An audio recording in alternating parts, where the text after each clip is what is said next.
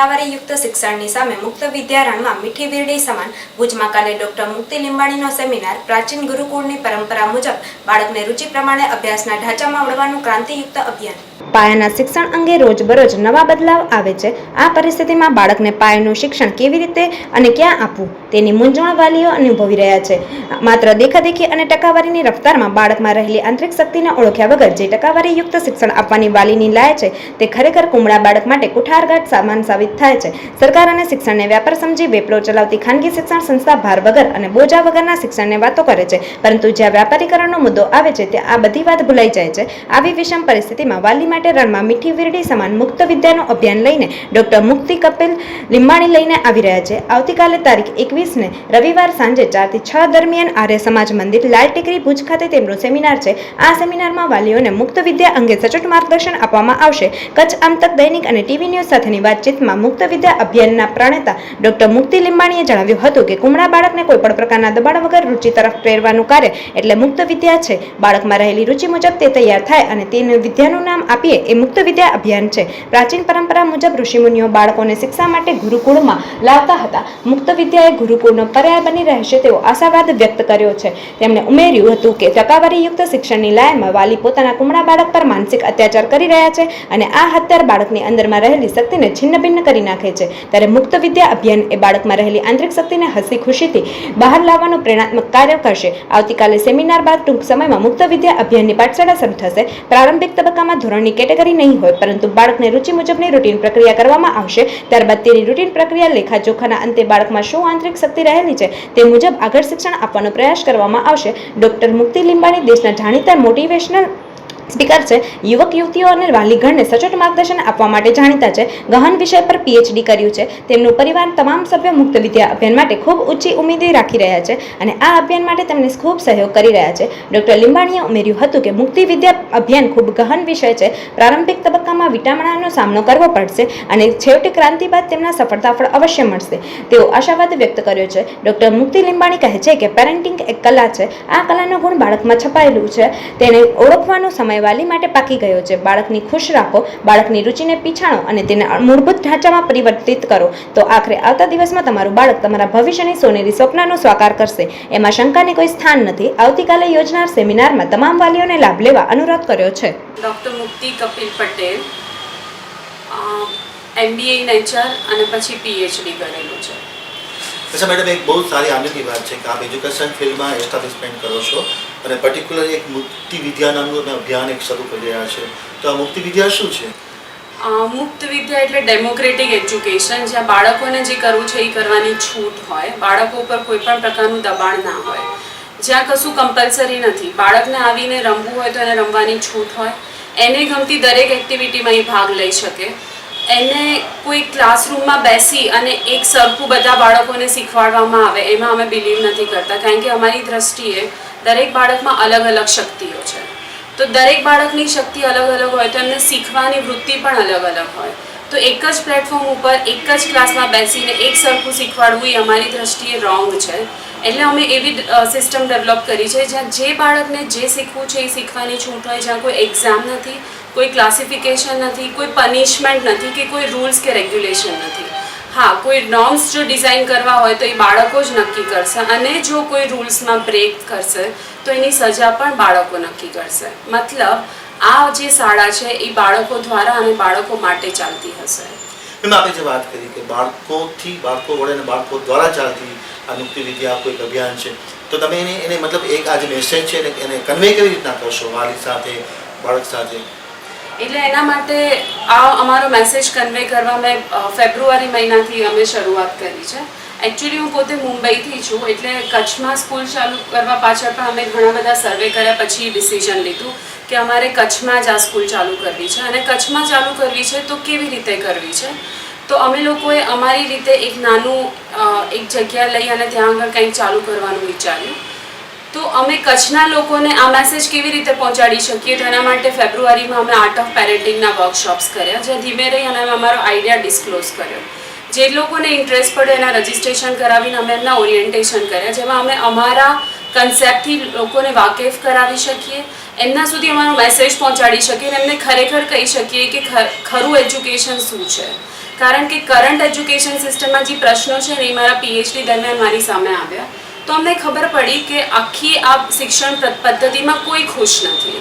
જો કોઈ ખુશ નથી તો આ પદ્ધતિને આપણે કોઈક રીતે સુધારવી જોઈએ. તો એને સુધારવા માટે જ એક રિવોલ્યુશનરી આઈડિયા અમારા માઇન્ડમાં આવ્યો અને એ અમે પછી ઇન્ટરનેશનલ લેવલ ઉપર બધે પ્રેઝન્ટ કર્યો. એમાં યુથ ટાઈમ ફોરમ કરીને એક સંસ્થા છે, એમાં અમારો પ્રોજેક્ટ સિલેક્ટ થયો છે. એવરી યર 10,000માંથી કંઈક 10 કે 15 પ્રોજેક્ટ સિલેક્ટ થતા હોય છે. એના પછી યુનાઇટેડ નેશન્સમાં અમારો પ્રોજેક્ટ સિલેક્ટ થયો. તો અમે લોકો ઇન્ટરનેશનલ નેશનલ ઘણા બધા પ્રોજેક્ટ્સ એટલે ઘણા બધા પ્લેટફોર્મ પર પ્રોજેક્ટ્સ અમારા પબ્લિશ કર્યા, પ્રેઝન્ટ કર્યા અને પછી અમને જે ઇન્ટરનેશનલ રિવ્યૂઝ મળ્યા પછી અમારામાં કોન્ફિડન્સ આવ્યો કે ના, આપણે આવું કંઈક કરવું જોઈએ અને આપણે ખરેખર એક રાઇટ ડિરેક્શનમાં જઈ રહ્યા છે. એટલે અમે અહીંયાના પેરેન્ટ્સને કન્વિન્સ કરવા માટે મેં હમણાં પણ આ સન્ડેના એક વર્કશોપ રાખેલો છે જેનું નામ રાખ્યું છે કે શિક્ષણની નવી પ્રથા મુક્ત વિદ્યા. એટલે જેના લીધે બાળકોના વાલીઓ સુધી અમે પહોંચી શકીએ, કારણ કે આ બાળકો 2 થી 6 વર્ષના અમે ઇન્ટેક રાખ્યું છે કે 2 થી 6 વર્ષના બાળકોને અત્યારે અમે લઈશું અને એ બાળક જ્યાં સુધી 12th માટે રેડી નથી ત્યાં સુધી અમારી સાથે રહેશે. આમાં એવરી યર કોઈ એક્ઝામ્સ નહીં હોય, પણ જ્યારે 10th અને 12thની એક્ઝામની વાત આવશે તો એ લોકો ઓપન બોર્ડ તરીકે એ લોકો એક્ઝામ આપશે અને દરેક બાળકને કેવી રીતે સમજવું, એનું કેવી રીતે કાઉન્સિલિંગ કરવું, એને કેવી રીતે ઓબ્ઝર્વ કરી અને કેવી રીતે તમે એને કંઈક અલગ પ્લેટફોર્મ આપી શકો જેના લીધે આગળ જઈ અને એને નોકરી ના શોધવી પડે પણ માણસો શોધતા આવે કે આ બાળક અમને ક્યાં મળશે.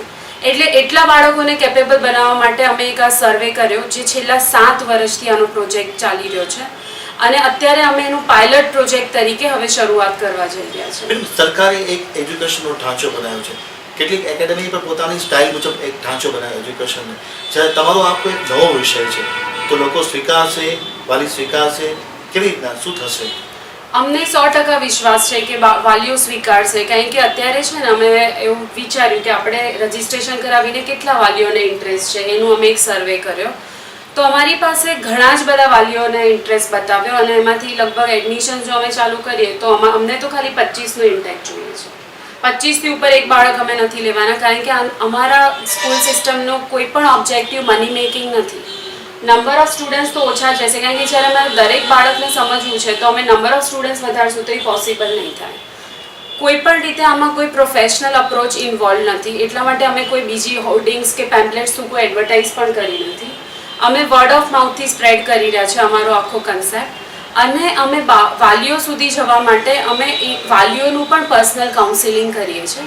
અમારી પાસે જેટલા વાલીઓ છે ને એ કેવા વાલીઓ છે ખબર છે કે એમના 2 બાળકો હોય, મોટું બાળક નોર્મલ સ્કૂલમાં ભણે છે અને એનાથી એ લોકો ત્રાહીમામ પોકારી ગયા છે એટલે એના નાના બાળકને અમારી પાસે મૂકવા તૈયાર થયા છે.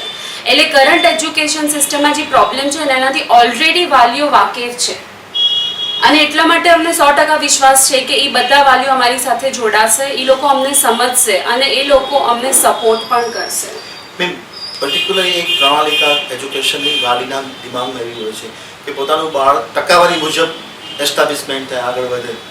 તો એક બાજુ ટકાવારી અને બીજી બાજુ તમારી મિશન વિદ્યા છે, મતલબ એ 2 વચ્ચે લાર્જેસ્ટ ડિફરન્સ છે. તમે બેલેન્સ કરી રીતના કરો, કારણ કે વાલીના દિમાગમાં તો ટકાવારી છે કે મારું બાળક આટલું ટકા લાવવું જ જોઈએ અને તમારું જે આખું જે ફ્રીડમ વાળું છે તો એ તમે કેમ બેલેન્સ કરશો? બેલેન્સની વાત એવી છે કે અમારા ત્યાં છે ને એવું નથી કે બાળક 18 વર્ષનું થાય ત્યારે જ 12thની એક્ઝામ આપશે. જો અમારા ત્યાં કોઈ બાળક આવે છે એ 12-13 વર્ષે પણ જો મને કહેશે ને કે મને 12માની એક્ઝામ આપવી છે તો એને છૂટ હશે, કારણ કે બાળક એની જાતે નક્કી કરશે કે એને શું શીખવું છે, ક્યારે શીખવું છે, કેવી રીતે શીખવું છે. કારણ કે અમે એ પદ્ધતિમાં માનીએ છીએ કે કોઈ બાળકને ધારો કે સિંગિંગ શીખવું હોય ને તો એને ખબર જ હોય કે સિંગિંગ શીખવા માટે મારે કેવી રીતે આગળ વધવું, કઈ પરીક્ષાઓ આપવી, એ બધા માટે ઓલરેડી તૈયારી કરશે. અમારા ત્યાં ટકાવારી કોઈ નહીં હોય, કોઈ કોમ્પિટિશન પણ નહીં હોય. વાલીઓએ સ્વીકાર્યું છે અને હું પણ એક વાલી છું, કારણ કે મારું બાળક પણ આ જ સ્કૂલમાં ભણવાનું છે અને વાલીઓને આને સ્વીકારવું જ પડશે, કારણ કે અમે એ લોકોને એક્ઝેક્ટલી ડેમો કરીને બતાવી રહ્યા છે કે કેવી રીતે તમારા બાળકના પ્રશ્નો કેટલી સહજતાથી સોલ્વ થઈ શકે છે. હું તમને કહું કે અત્યારની આપણી જે એજ્યુકેશન સિસ્ટમ છે એમાં નાનપણમાં બાળકો ડિપ્રેશનમાં જાય છે, નાનપણમાં બાળકો માનસિક રીતે એમનો ગ્રોથ અટકી જાય છે અને બાળકો ઇવન સુસાઇડ પણ કરે છે અને બીજા છોકરાનું મર્ડર કરતાં પણ ડરતા નથી. કારણ કે એટલું બધું બર્ડન છે એમના ઉપર. તમને યાદ હોય તો દિલ્હીનો કેસ હતો 2 વર્ષ પહેલા કે એક બાળકે બીજા બાળકનું મર્ડર કર્યું સ્કૂલમાં. શું કામ? એક્ઝામને પોસ્ટપોન કરવા. મેમ તમારી વાતને વધુ સ્પષ્ટતા કરવા માંગુ છું. ટકાવારી અને રોજગારી જે નોકરી આપણે કહે છે એ આખી એક ચેનલ છે, સિસ્ટમ છે. તો એ સિસ્ટમમાં તમારી મુક્તિ વિદ્યા ફિટ બેસશે? હા, ચોક્કસ ફીટ બેસશે. કારણ કે હું તમને એટલા માટે જ કહું છું કે હું પહેલાં છે ને એચઆરમાં હતી, જે અમારી પાસે કેન્ડિડેટ્સ આવતા. કેન્ડિડેટ્સ આવે ને એના ક્વોલિફિકેશન જોઈને અમને એવું થાય કે વાહ શું કેન્ડિડેટ છે, આને તો આપણે જોઈએ એટલા રૂપિયા આપી દઈએ. પણ જ્યારે એ માણસ મારી સામે આવીને બેસે ને તો એને મારા 10માંથી એક પણ પ્રશ્નનો જવાબ ના આવડે. એટલે અત્યારે કોર્પોરેટ ફિલ્ડમાં કે કોઈ પણ ફિલ્ડમાં માણસોને ટકાવારીથી જજ નથી કરવામાં આવતા, એમની આવડત ઉપર જજ કરવામાં આવે છે. અને મારા બાળકોમાં તો ખૂટીને આવડત હશે, કારણ કે નાનપણથી જ એ લોકો એમાં આગળ વધશે. એનું એક બહુ જ સારું ઉદાહરણ છે. આપણો આ જે કન્સેપ્ટ છે ને એ ઉપર છેલ્લી વાત નથી. યુરોપમાં એક સ્કૂલ છે સમર હિલ્સ કરીને, જે છેલ્લા 100 વર્ષથી આ ફિલ્ડમાં છે. એ લોકોનો આ પ્રયાસ એટલો સુંદર છે ને એ લોકો અત્યારે આપણી સાથે જોડાયેલા છે, આપણને મદદ કરી રહ્યા છે. પ્રાથમિક શિક્ષણના ફાફા છે ત્યારે આપ જે ફોરેનની વાત કરો છો, આપની વાતને સ્પષ્ટતા કરવા માટે કહું છું, આ બેલેન્સ કેવી રીતના થશે? હા, હું તમને એ જ કહું છું કે એનું એક ઉદાહરણ તમને આપું કે ત્યાં એક બાળક છે. એ બાળક રોજ આવે છે અને તળાવમાં ફિશિંગ કરે છે. એને છૂટ છે જે કરવું એ કરવાની. તો ફિશિંગ કરતા એના માતા પિતાને ચિંતા થાય છે કે આ બાળક રોજ ફિશિંગ કરે તો એ પૈસા કેમ કમાશે. તો એ લોકો જઈને મેનેજમેન્ટને કમ્પ્લેન કરે છે અમારે બાળક લઈ લેવું છે, કારણ કે આ બાળક જો આવી રીતે ફિશિંગ કર્યા કરે તો પૈસા કેમ કમાય. સ્કૂલવાળા કહે છે તમને લઈ જવું છે લઈ જાઓ, પણ એની પહેલાં અમને એક ચાન્સ આપો. ફિશિંગના એક્સપર્ટ્સને બોલાવે છે. 4 એક્સપર્ટની સામે પેલું બાળક ઊભું છે. પેલા લોકો પ્રશ્ન પૂછવાના ચાલુ કરે છે, બધાના જવાબ પેલા બાળકને આવડે છે, પણ જ્યારે બાળક બોલવાનું ચાલુ કરે છે ને બધા ચૂપ થઈ જાય છે. કારણ કે બાળક પાસે જે જ્ઞાન છે ને એ કોઈ પુસ્તકમાંથી મેળવેલું નથી, એને જાતે જોઈને મેળવેલું છે. એટલે એક્સપર્ટ શું કહે છે ખબર છે કે આ બાળકને જોઈશે ને એટલા રૂપિયા આપવા અમે તૈયાર છીએ, અમને આ બાળક આપી દો. એટલે આ વસ્તુ પ્રૂવ થયેલી છે અને એ વસ્તુમાં બધા બિલીવ કરે છે. વાંધો શું છે ખબર છે, બધાને આવી સિસ્ટમ જોઈએ છે, પણ ચાલુ કોણ કરે, શરૂઆત કોણ કરે? એમની પાસે આ છે નહીં એટલા માટે એ લોકો એ તરફ નથી જતા. પણ મને 100% વિશ્વાસ છે કે જ્યારે આવી સ્કૂલ હું એમને અવેલેબલ કરીશ ને તો વાલીઓ ચોક્કસપણે મારી સાથે. વિચાર તમને ક્યાંથી આવ્યો? આ વિચાર મેં તમને કીધું ને કે હું પોતે HR ફિલ્ડમાં હતી ને, તો મને ખબર પડી કે આટલા બધા પ્રોબ્લેમ કે માણસ પાસે આટલું ક્વોલિફિકેશન હોય અને એને બેઝિક ખ્યાલ ના હોય. એના પછી હું જ્યારે એજ્યુકેશન ફિલ્ડમાં ગઈ તો M.Com પ્રોગ્રામની ડાયરેક્ટર હતી નાનાવટી કોલેજમાં મુંબઈમાં. ત્યાં મારી પાસે M.Com છોકરીઓ આવે અને એને બેઝિક ખબર ના હોય. પછી મેં PhD કર્યું attrition of teachers in private schools. ત્યારે મારી સામે એટલા બધા શિક્ષણના પ્રશ્નો આવ્યા તો મને એમ થવા માંડ્યું કે કોઈ મને પૂછે કે કઈ શાળા સારી, તો મારી પાસે એનો જવાબ નથી. મારા બાળક માટે અગર મને કોઈ સ્કૂલ ખોલવી હોય એટલે સ્કૂલ ચૂઝ કરવી હોય તો મારી પાસે કોઈ સ્કૂલ જ નથી. એટલે મેં વિચાર્યું કે હવે મારે મારી રીતે એક સ્કૂલ ચાલુ કરવી છે, અને એક એવી સ્કૂલ કે જેને સારી સ્કૂલ કહી શકાય. એટલા માટે કરી અને અમે લોકો એક આખો સર્વે કર્યો અને એક ઓલ્ટરનેટિવ એજ્યુકેશન સિસ્ટમ તરીકે આને આપણે ડેવલપ કરી. અને હું તમને એક સાચી વાત કહું કે આનો આઈડિયા, હું તમને સમર હિલ્સની વાત કરું છું, પણ એકચ્યુઅલી આપણી ગુરુકુલ સિસ્ટમ આ જ હતી. આપણી જે પ્રાચીન પ્રથા હતી ને શિક્ષણની બેસ્ટ પ્રથા હતી. અને એમાં આ જ હતું કે બાળકને જે શીખવું છે એ શીખવાડે, પણ સૌથી અગત્યનું એને જીવનના પાઠો ભણાવવામાં આવે, જેનાથી બાળક ક્યાંય પાછળ ના પડે. પછી અર્જુનને બાણ વિદ્યા શીખવી હોય તો એ બાણ વિદ્યા શીખે, અને ભીમને ગદા શીખવી હોય તો એ ગદા શીખે. બધું શીખવું જરૂરી નથી. અને એ આપણી જે સિસ્ટમ હતી ને, જે આપણી પ્રણાલી હતી, જે બેસ્ટ હતી, એને અમે અત્યારે હવે પાછું લઈ આવવાનો ટ્રાય કરી રહ્યા છીએ. મારા માધ્યમથી કંઈ મેસેજ તમે આપવા માંગતા હો વાલીને તો? મારો ખાલી એટલો જ મેસેજ છે કે આ સન્ડેના અમે સાંજે આર્ય મંદિર લાલ ટેકરીમાં 4 થી 6 ના સમયમાં એક વર્કશોપ રાખ્યો છે શિક્ષણની નવી પ્રથા મુક્ત વિદ્યા એના ઉપર. તો જે લોકો પણ આવી શકે એમને નમ્ર નિવેદન છે કે તમે આવો, એમાં ભાગ લો, તમને સમજાશે કે અમે કઈ સિસ્ટમની વાત કરી રહ્યા છે. અને બીજો મેસેજ એ છે કે તમે અમારા પર બિલીવ રાખો, કારણ કે અમે કોઈ એવું ઉપરછલી વાત નથી કરી રહ્યા. છેલ્લા 7-8 વર્ષથી આના ઉપર સર્વે ચાલે છે અને મારી પાછળ હજારોની સંખ્યામાં માણસો છે, જે એક્સપર્ટ્સ છે, જે બધા અમારી સાથે જોડાયેલા છે.